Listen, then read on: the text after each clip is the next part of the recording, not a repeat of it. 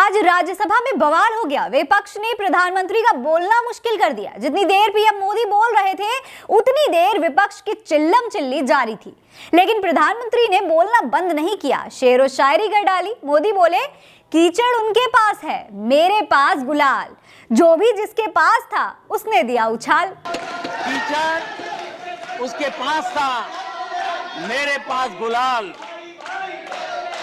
जो भी जिसके पास था उसने दिया उछाल। दरअसल पीएम मोदी के अभिभाषण के दौरान मोदी अडानी भाई भाई और जेसीपी से जांच होकर नारे लग रहे थे, लेकिन पीएम मोदी रुके नहीं। मोदी ने कहा कि इस सदन में जो भी बातें होती हैं उसे देश गंभीरता से सुनता है, लेकिन यह भी दुर्भाग्यपूर्ण है कि इतने महत्वपूर्ण सदन में कुछ लोगों का व्यवहार ऐसा है। कुछ लोगों की वाणी सदन और देश को निराश करने वाली है। इस पर सत्ता पक्ष के मेंबर्स ने शेम शेम के नारे लगाए, वहीं दूसरी तरफ लगातार मोदी अडानी भाई भाई के नारे लग रहे थे। जब वो गड्ढे खोद रहे थे,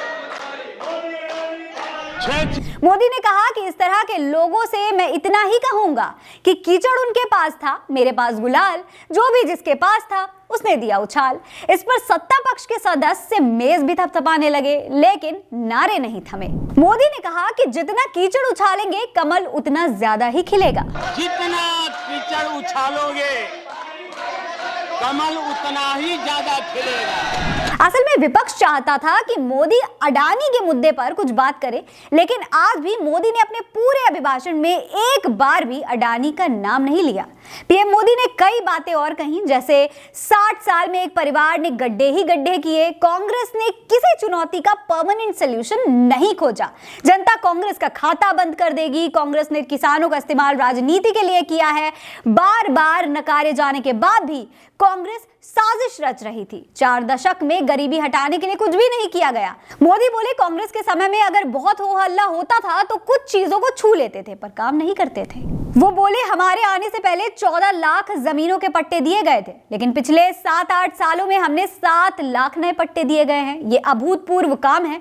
अगर हमसे पहले ये काम हुआ होता तो आज हमें इतनी मेहनत नहीं करनी पड़ती। उन्होंने ये नहीं किया, हमने ये किया। कांग्रेस सरकार की नाकामियां और भाजपा की कामयाबी खूब गिनाई गई, पर 1 घंटे के अभिभाषण में एक बार भी अडानी का नाम नहीं था। दरअसल राहुल गांधी ने पीएम मोदी से अडानी के मुद्दे को लेकर कई सवाल किए थे। मोदी अडानी के रिश्ते पर भी सवाल उठाए थे, इसीलिए उम्मीद की जा रही थी कि मोदी कुछ तो जरूर बोलेंगे, पर ऐसा हुआ नहीं।